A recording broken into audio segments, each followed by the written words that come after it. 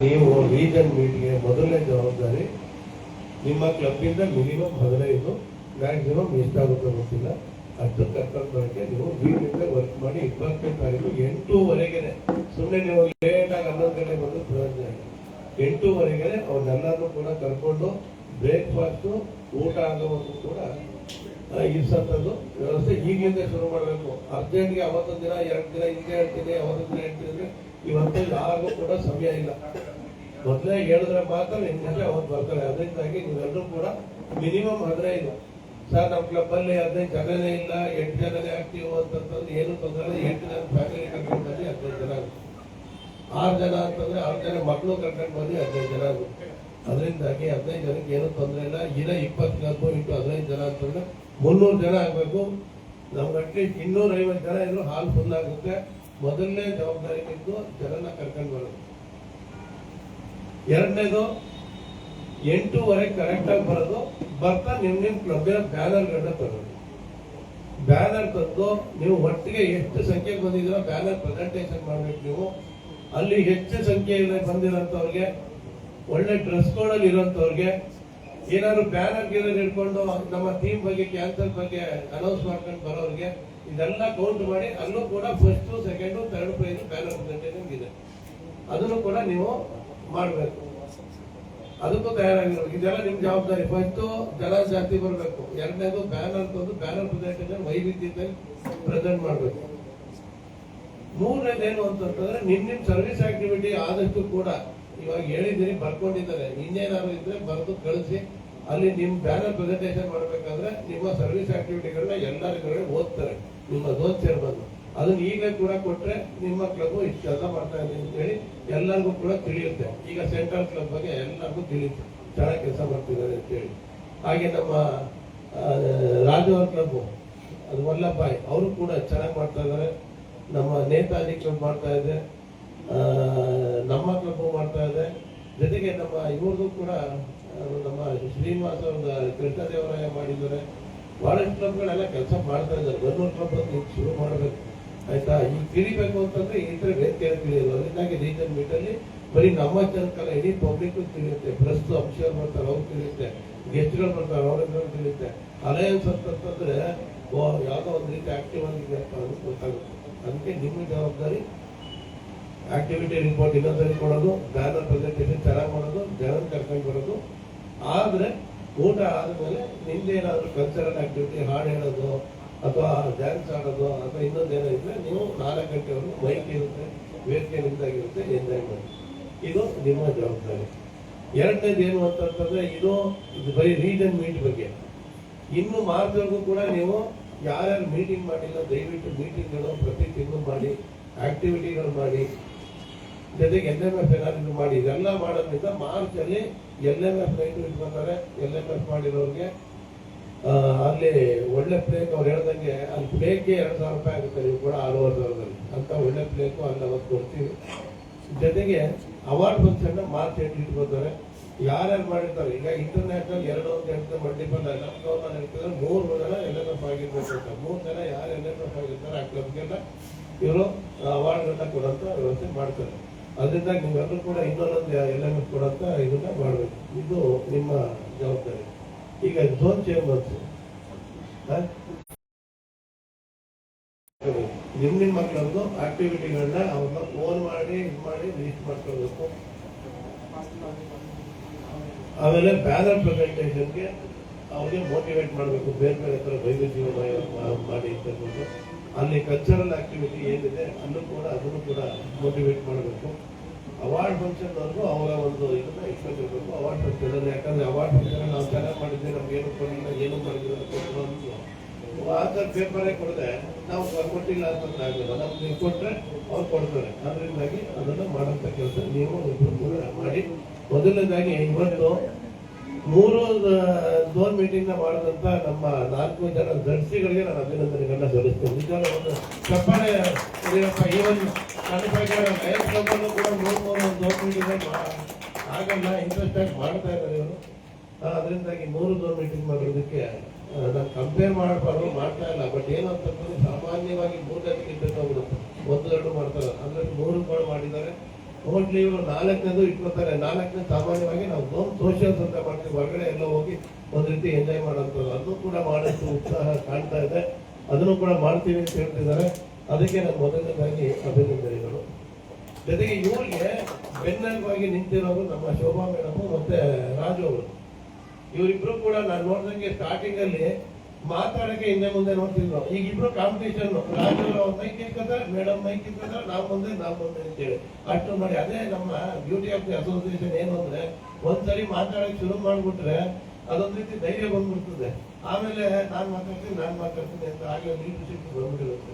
ಅದರಿಂದಾಗಿ ಮೊನ್ನೆ ರಾಜು ಅವರು ಹಾಡು ಹೇಳಕ್ಕೆ ಮೈಕ್ ಕಿತ್ಕೊಂಡು ಬೇರೆಲ್ಲ ಕಣ್ಣಿ ಮುಂದೆ ಕಾಡ್ತಾ ಇದ್ರು. ಹಂಗೆ ಮೇಡಮ್ ಕೂಡ ಎಲ್ಲರನ್ನೂ ಕರ್ಕೊಂಡ್ಬಂದು ಡ್ಯಾನ್ಸ್ ಆಡಿಸಿ ಮಾಡಿಸಿ ಎಲ್ಲರಿಗೂ ಒಂದ್ ರೀತಿ ಮೋಟಿವೇಟ್ ಮಾಡ್ತಾ ಇದ್ರು. ಇವರಿಬ್ಬರಿಗೆ ಝೋನ್ ಚೇರ್ಮನ್ಗಳು ಆಕ್ಟಿವ್ ಇದ್ದಾರೆ ಅಂದ್ರೆ ಇವರಿಬ್ರು ಕಾರಣ. ಯಾರೋ ನಮ್ಮ ಇಬ್ರು, ಮೇಡಮ್ ಮತ್ತೆ ರಾಜು ಅವರು ಇಬ್ರಿಗೂ ಕೂಡ ಬಾಲು ಅವರು ಎಲ್ಲಾ ರೀತಿಯಲ್ಲೂ ಕೊಡ್ತಾ ಇದ್ದಾರೆ. ಯಾವ ರೀತಿ ಕೊಡಬೇಕೋ ಎಲ್ಲರೂ ಕೂಡ ಓಡಾಡ್ಕೊಂಡು ಮಾಡಿಕೊಂಡು ಎಲ್ಲ ರೀತಿ ಧೈರ್ಯ ಸಪೋರ್ಟು ತನ್ನ ಮನ ಜನ ಎಲ್ಲರೂ ಕೂಡ ಮಾಡಿಕೊಡ್ತಾರೆ. ಅವರು ಕೂಡ ಅಭಿನಂದನೆಗಳು ಬಾಲು ಅವರಿಗೆ. ಹೊರಗಡೆ ಮಾಡ್ತೀನಿ ರಾಜ್ಯಪಾಲರು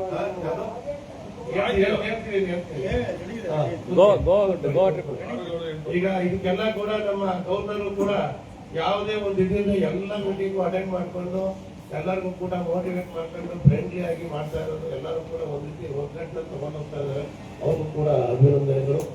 ಮುಂದೆ ಅದೇ ರೀತಿ ನಮ್ಮ ಬ್ರದರ್ ಮಹಾಬಲೇಶ್ವರ ಬೈದವರು ಮಾಡೋ ತರ ಎಲ್ಲ ಲಕ್ಷಣ ಕಾಣ್ತಾ ಇದೆ. ಅದ್ರ ಮುಂದೆ ಗಂಗಾಧರಪ್ಪ ಕೂಡ ಮಾಡ್ತಾರೆ. ಎಲ್ಲರೂ ಕೂಡ ಮಾಡ್ಕೊಂಡೋಗ್ಲಿ. ಜಿಲ್ಲೆ ಒಟ್ಟ ಚೆನ್ನಾಗಿ ಹೇಳ್ಕೋಬೇಕು. ನೋಡಿ ಈಗಾಗಲೇ ಈ ವರ್ಷ 10 ಕ್ಲಬ್ ಸ್ಟಾರ್ಟ್ ಆಗಿದೆ, ಹೊಸ ಕ್ಲಬ್ 10 ಕ್ಲಬ್ಗಳು ಆಕ್ಟಿವ್ ಆಗಿದೆ. ನಾನು ನೋಡ್ದಂಗೆ ಹೊಸ ಕ್ಲಬ್ಗಳು ಎಲ್ಲ ಆಕ್ಟಿವ್ ಆಗಿದೆ. ಹಳೆ ಕ್ಲಬ್ಗಳೇ ಸ್ವಲ್ಪ ಆಕ್ಟಿವ್ ಲೆಸ್ ಆಗಿದೆ. ಅದನ್ನ ಸ್ವಲ್ಪ ಇದು ಮಾಡಬೇಕು. ಈಗಾಗಲೇ ಈಗ ಇವತ್ತಿನ ಸಿಹಿ ಸುದ್ದಿ ಏನಂದ್ರೆ ನಿನ್ನೆ ಒಂದು ಹೊಸ ಕ್ಲಬ್ ನಮ್ಮ ಇಂದಿರಾ ಮೇಡಮ್ ಅವ್ರಿಗೆ ನಾನು ಕಂಗ್ರಾಚುಲೇಷನ್. ಜೊತೆಗೆ ಅವ್ರು ಇವತ್ತು ಇನ್ನೊಂದು ಕ್ಲಬ್ ಕೊಡ್ತಾ ಇದ್ದಾರೆ. ಎರಡು ಹೊಸ ಕ್ಲಬ್ ಆಗುತ್ತೆ. ಇನ್ನೊಬ್ರು ತ್ಯಾಗರಾಜ್ ಅಂತ ಇದ್ದಾರೆ. ಅವ್ರಿಗೂ ಈಗ ಹೇಳಿದ್ರೆ ಅವರು 15 ಜನ ಕೊಡ್ತೀನಿ ಅಂತ ಹೇಳಿದ್ದಾರೆ. ಅವರು ಕೊಟ್ರೆ 3 ಕ್ಲಬ್ ಹೊಸ ಕ್ಲಬ್ ಆಗುತ್ತೆ. ಒಂದ್ ರೀತಿ ಎಲ್ಲ ಹೊಸ ಸಾಕು ಬಂದು ಈಗಾಗಲೇ 30 ಕ್ಲಬ್ 35 ಕ್ಲಬ್ ಆಗುತ್ತೆ. ನಮ್ಗೆ 40 ಕ್ಲಬ್ ಆಗ್ಬಿಟ್ರೆ ಡಿಸ್ಟ್ರಿಕ್ಟ್ ಸಾಕು. ನಾವೇನ್ ಆಮೇಲೆ ಮೆಂಬರ್ಶಿಪ್ ಗ್ರೋತ್ ಇಂದ ಹೋಗಿ ಯಾವ್ದೋ ಅನ್ಕ್ವಾಲಿಫೈಡ್ ಕ್ವಾಲಿಟಿ ಇಲ್ದಿರೋ ತಗೊಂಡು ಮಾಡಕ್ಕಿಂತ ಇರೋ ಕ್ಲಬ್ ಆಕ್ಟಿವ್ ಮಾಡ್ಕೊಂಡು ಅಂತ ಗಮನ ಕೊಡ್ತೀವಿ. ಸಾಕು ನಮ್ಗೆ. ಇನ್ನು ಇನ್ನೊಂದು, ಈಗ ಮಲ್ಟಿಪಲ್ ಕೌನ್ಸಿಲ್ ಮೀಟಿಂಗು ಮಂಡ್ಯದಲ್ಲಿ 13, 14ನೇ ತಾರೀಕು ನಡೀತಾ ಇದೆ. ಅಮರಾವತಿ ಹೋಟೆಲ್ ಅಲ್ಲಿ ನಡೀತಾ ಇದೆ. 13ನೇ ತಾರೀಕು ಊಟದಿಂದ ಹಿಡಿದು 14ನೇ ತಾರೀಕು ಊಟದವರೆಗೂ ಇದೆ. ಊಟ, ಡಿನ್ನರ್ ಮತ್ತೆ ಮಾರ್ನೆಸ್ ಊಟ, 2 ಹೈಟಿ ಮೀಟಿಂಗ್ ಕೂಡ ಅಟೆಂಡ್ ಆಗ್ಬೋದು ನೀವು. Without accommodation 3,500, with accommodation 6,500. ಈಗಲೂ ಕೂಡ ಯಾರು ಕೂಡ ರಿಜಿಸ್ಟರ್ ಮಾಡಿಸ್ಬೋದು. ತುಂಬಾ ಚೆನ್ನಾಗಿರುತ್ತೆ. ಮಲ್ಟಿಪಲ್ ಕೌನ್ಸಿಲ್ ಎಂಟೈರ್ ಸೌತ್ ಇಂಡಿಯಾದವರು 100 ಜನ ಅಲ್ಲಿರ್ತಾರೆ. ನೀವು ಕೂಡ ಪ್ರೊಸೀಡಿಂಗ್ ಸಿಕ್ಕಿದೆ ಅಂತೇಳಿ ನೋಡ್ಬೋದು. ಯಾಕಂದ್ರೆ ಟೈಮ್ ಇಲ್ಲ, ಇನ್ನು 4-5 ದಿನ ಇರೋದಿಲ್ಲ. ಅದಕ್ಕೆ ನೀವು ರಿಜಿಸ್ಟರ್ ಮಾಡಿಸ್ಬೋದು. ಇನ್ನೆರಡನೇದು, ನೀವು ಗೋವಾ ಬಗ್ಗೆ ಅಂತ ಹೇಳಿದ್ರಿ. ಗೋವಾ ಟೂರು ಆಗುತ್ತೆ. ಅದು ಡೇಟ್ ಒಂದು ಸ್ವಲ್ಪ ಇದಿದೆ. ಆ ಡೇಟ್ನ ನಾವು ಗವರ್ನರು ನಾವೆಲ್ಲ ಕೋರ್ ಟೀಮ್ ಕೂತ್ಕೊಂಡು ನಾವು ಡಿಸೈಡ್ ಮಾಡ್ತೀವಿ. ಡಿಸೈಡ್ ಮಾಡಿದ್ಮೇಲೆ ಅದನ್ನ ಅನೌನ್ಸ್ ಮಾಡಿದ್ಮೇಲೆ ನೀವೆಲ್ಲರೂ ಕೂಡ ಅದಕ್ಕೆ ನಮ್ದು ಏನಂತಂದ್ರೆ ಅವ್ರು 40 ಜನ ಮಿನಿಮಮ್ ಬಂದ್ರೆ ರೇಟ್ ಕಡಿಮೆ ಆಗುತ್ತೆ, ಇಲ್ಲ ಅಂತಂದ್ರೆ ಜಾಸ್ತಿ ಆಗ್ತದೆ. ಅದರಿಂದಾಗಿ ಈಗ ಅವ್ರು ಕೊಟ್ಟಿರೋ ಪ್ರಕಾರ ವಿತೌಟ್ ಟ್ರಾವೆಲ್ ಅಂದ್ರೆ ನೀವು ಟ್ರೈನಲ್ಲಾರು ಬನ್ನಿ, ಫ್ಲೈಟ್ ಅಲ್ಲಾರು ಬನ್ನಿ, ಅಲ್ಲಿಂದ 2 night 3 day with transportation, food, accommodation 7,500 ಅಂತ ಹೇಳಿದ್ದಾರೆ. ನಾವು ಹೋಗೋದು ಟ್ರೈನಲ್ಲಿ ಆದ್ರೆ ಬರೀ 900 ರೂಪಾಯಿ ಆಗುತ್ತೆ, ಫ್ಲೈಟ್ ಅಲ್ಲಾದ್ರೆ 3,500 ಆಗ್ತದೆ. ಅದರಿಂದಾಗಿ ಅದನ್ನ ನೀವು ತೀರ್ಮಾನ ಮಾಡ್ಕೊಂಡು ಗೋವಾ ಟೂರ್ ಬಗ್ಗೆ ನೀವೆಲ್ಲರೂ ಕೂಡ ಗಮನ ಹರಿಸಿ. ಎಲ್ಲ ಕೊಟ್ಟಿದ್ರೆ ಎಲ್ಲ ಇಲ್ದೇ ಕೂಡ ಯಾರು ತಗೊಂಡಿಲ್ಲ, ನೀವು ಕ್ಲಬ್ದೆಲ್ಲ ನೀವು ತಗೋಬಿಡಿ ಡೈರೆಕ್ಟ್. ಒಂದು ಇನ್ನೊಂದು ಏನು ಅಂದ್ರೆ, ಈಗ ನೋಡಿ ಈ ಡಿಸೆಂಬರ್ ಒಳಗೆ ನೀವೆಲ್ಲರೂ ಕೂಡ ಡಿಜಿ ವಿಸಿಟ್ ಮುಗಿಸ್ಬೇಕು. ಡಿಜಿ ವಿಸಿಟ್ ಬಗ್ಗೆ ಈಗಾಗಲೇ ಹೇಳಿದ್ದೀನಿ ನೋಡಿ, ನೀವು ಅದ್ರ ಬಗ್ಗೆ ಯೋಚನೆ ಮಾಡಬೇಡಿ. ಎಕ್ಸ್ಪೆಂಡಿಚರ್ ಆಗುತ್ತೆ ಅಂತ. ಒಂದು ಕಾಫಿ ಟೀನ ಮುಗಿಸಿ ಡಿಜಿ 15 ಜನ, ನೀವು 10 ಜನ ಅಂತಂದ್ರೆ ಚೆನ್ನಾಗಿರಲ್ಲ. ಇಷ್ಟು ಜನ ಮ್ಯಾಂಡೇಟ್ರಿ, ಇಷ್ಟು ಜನ ಕರೆದ್ಬಿಟ್ಟು ನೀವು ಡಿಜಿ ವಿಸಿಟ್ ಕಂಡ ಮಾಡಿ. ಡಿಜಿ ವಿಸಿಟ್ ಅಲ್ಲಿ ಅಲ್ಲೂ ಕೂಡ ಹೇಳಿ ನೀವು ಏನೇನ್ ಮಾಡಿದ್ರಿ ಅಂತ. ಅವರೆಲ್ಲ ಬರ್ತಾರೆ, ನಿಮ್ಗೆಲ್ಲ ಅವಾರ್ಡ್ ಕೊಡೋಕೆ ಸರಿ ಆಗ್ತದೆ. ಜೊತೆಗೆ ನಿಮ್ಮ ಮತ್ತೆ ಡಿಸ್ಟ್ರಿಕ್ಟ್ ಗವರ್ನರ್ ಪರಿಚಯ ಎಲ್ಲರೂ ಕೂಡ ಆಗುತ್ತೆ. ಯಾವುದೇ ಒಂದು ಕ್ಲಬ್ ಆಕ್ಟಿವ್ ಆಗಿದೆ ಅಂತಂದ್ರೆ ಅದು ಇನ್ಸ್ಟಾಲೇಷನ್ ಆಗಬೇಕು, ಡಿಜಿ ವಿಸಿಟ್ ಆಗಬೇಕು. ಅದಾದ್ರೆ ಮಾತ್ರ ಆಕ್ಟಿವ್ ಅಂತ ತೀರ್ಮಾನ ಆಗುತ್ತೆ, ಇಲ್ದರೆ ಅದು ಇನ್ಆಕ್ಟಿವ್ ಅಂತ ಆಗ್ತದೆ. ಅದರಿಂದಾಗಿ ಎಲ್ಲರೂ ಕೂಡ ಇಲ್ಲಿರೋರೆಲ್ಲರೂ ಕೂಡ ಡಿಸ್ಟ್ರಿಕ್ಟ್ ಗವರ್ನರ್ ವಿಸಿಟ್ ಡಿಸೆಂಬರ್ ಒಳಗೇನೆ ನಾನು ಅವ್ರಿಗೆ ಹೇಳಿದ್ದೀನಿ, ಗವರ್ನರ್ಗೆ ಡಿಸೆಂಬರ್ ಅಲ್ಲಿ ಫುಲ್ ಯಾವುದು ಕೂಡ ಕಮಿಟ್ ಮಾಡ್ಕೊಬೇಡಿ, DG ವಿಸಿಟ್ಗೆ ಇಂಪಾರ್ಟೆಂಟ್ ಡೇಟ್ ಕೊಡಿ ಅಂತೇಳಿ. ಇವತ್ತೇ ಆದಷ್ಟು ಯಾರ್ಯಾರು ಬಂದಿದ್ದೀರಾ DG ವಿಸಿಟ್ ಡೇಟ್ ತಗೊಂಡ್ಬಿಡಿ. ಈಗ ಅದನ್ನ ಮೀಟಿಂಗು ಹೆಂಗ್ ಮಾಡೋಣಪ್ಪ, ಎಷ್ಟು ಗಂಟೆ ಆಯ್ತು ಯೋಚನೆ ಮಾಡ್ಬಿಡಿ. ಕಾಫಿ ಟೀ ಕೊಟ್ಟಾಗ ನೀವು ಮೀಟಿಂಗ್ ಮಾಡಿ DG ವಿಸಿಟ್ ಮಾಡಬೇಕು. ಆಮೇಲೆ ನಿಮ್ಮ RCಗಳು ಡೈರೆಕ್ಟ್ ಮಾಡ್ತಾರೆ ಅದು ಹೆಂಗ್ ಮಾಡೋದು ಅಂತೇಳಿ, ಅಜೆಂಡಾ ಹೆಂಗಿರ್ಬೇಕು, ಏನ್ ರಿಪೋರ್ಟ್ ಕೊಡ್ಬೇಕು, ಯಾರು ಇದು ಮಾಡ್ಬೇಕು ಅಂತ RCಗಳು ಮಾಡ್ತಾರೆ. RCಗಳಿಗೆ ನಾವು ಹೇಳ್ಕೊಳ್ತೀವಿ DG ವಿಸಿಟ್ ಹೆಂಗಿರ್ಬೇಕು ಅಂತೇಳಿ. ಬಟ್ ಅಲ್ಲಿ RC DG family DCS DCT 9 plan ಮಾಡ್ಕೊಂಡಿದ್ವಿ. ಸೊ ನಾನು ಜನವರಿ 15ರಿಂದ 30 ಇರಲ್ಲ. ಸೊ ನಾನು ಏನು ಮಾಡಿದ್ರೆ 15 ಒಳಗಡೆ ಮುಗಿಸ್ಕೋಬೇಕು. ಸೊ ಹಾಗಾಗಿ ನಾವು ನಮ್ಮ ಇಂಟರ್ನೆಟ್ ಅಲ್ಲ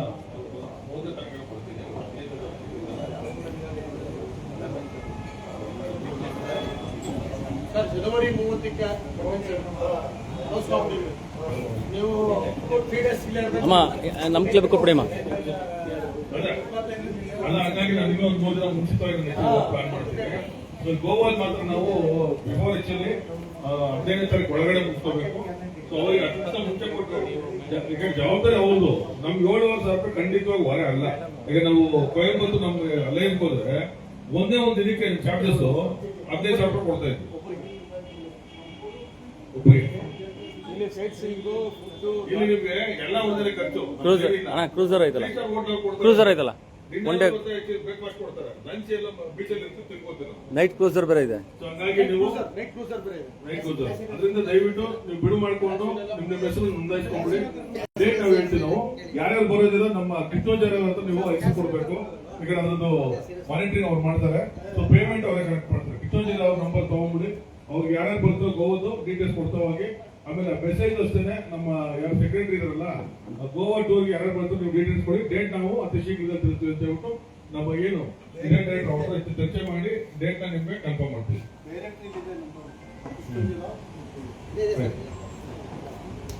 ಸ್ನೇಹಿತರೆ, ಹಾಗೆ ನಮ್ಮ ಪ್ರಾಂತೀಯ ಸಮ್ಮೇಳನದಲ್ಲಿ MC ಬಂದು ಶ್ರೀಭಾವ್ ಮಾಡ್ತಾ ಇದ್ದಾರೆ. ಮತ್ತೆ ವೆಲ್ಕಮ್ ಸ್ಪೀಚ್ ಬಂದು ನಮ್ಮ ಪ್ರಾಂತೀಯ ಸಮ್ಮೇಳನದ ಅಧ್ಯಕ್ಷರಾದಂತಹ P. ಶ್ರೀನಿವಾಸ್ ಅವರು ಎಲ್ಲರಿಗೂ ಸ್ವಾಗತನ ಬಯಸುವ ಕಾರ್ಯವನ್ನು ತೆಗೆದುಕೊಂಡಿದ್ದಾರೆ. ಹಾಗೆ ಅಲೈ ಆಕಾಶ್ ಬೈರಿ ಅವರು ಫ್ಲಾಗ್ ಸೆಲೆಬ್ರೇಷನ್ ಹೇಳ್ತಾರೆ. ಮತ್ತೆ ಹಾಗೆ ಫ್ಲಾಗ್ ಸೆಲೆಬ್ರೇಷನ್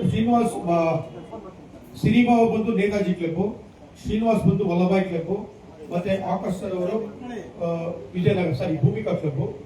ಮತ್ತೆ ಹಾಗೆ ನಮ್ಮ ಫ್ಲಾಗ್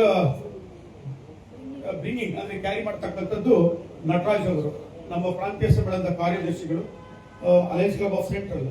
ಇವರು ನಮ್ಮ ಭಾರತ ದೇಶದ ಧ್ವಜವನ್ನ ಹೊರಗಡೆಯಿಂದ ಒಳಗಡೆಯ ವೇದಿಕೆ ತರತಕ್ಕ ಒಂದು ಕಾರ್ಯವನ್ನ ಮಾಡ್ತಾರೆ. ಅದನ್ನ ನಾವು ರೆಡಿ ಮಾಡ್ತೀವಿ.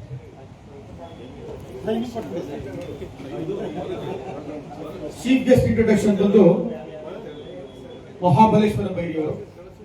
ಇವರು ನಮ್ಮ ವಿಷಯವನ್ನು ಮಂಡಿಸತಕ್ಕಂತ ಮೇಡಮ್ ಅವರ ಒಂದು ವಿಷಯವನ್ನ ಅವರ ಬಗ್ಗೆ ಹೇಳಿಕೆಯನ್ನ ಕೊಡ್ತಾರೆ. ಹಾಗೆ ಪ್ರಾಂತೀಯ ಸಮ್ಮೇಳನದ ಅಧ್ಯಕ್ಷರಾದ ಶೋಭಾ ಸಲೀಬಲ್ ಅವರ ಬಗ್ಗೆ ಸಲೀಮ್ ಅವರು ಇಂಟ್ರೊಡಕ್ಷನ್ ಕೊಡ್ತಾರೆ. ಹಾಗೆ ರಾಜು ಅವರ ಬಗ್ಗೆ ಮಹಾದೇವ್ ಅವರು ಇಂಟ್ರೊಡಕ್ಷನ್ ಕೊಡ್ತಾರೆ. ವೋಟ್ ಆಫ್ ಥ್ಯಾಂಕ್ಸ್ ಬಂದು ಎಂ ರಾಧಾಕೃಷ್ಣ ಮಾಧವ್ ಅವರು. ಮತ್ತೆ ಈ ಒಂದು ಕಾರ್ಯಕ್ರಮದ ವೋಟ್ ಆಫ್ ಥ್ಯಾಂಕ್ಸ್ ನ ಸಿರಿಬಲ್ ಅಂದ್ರೆ ನಾನು ನಡೆಸ್ಕೊಡ್ತೀನಿ.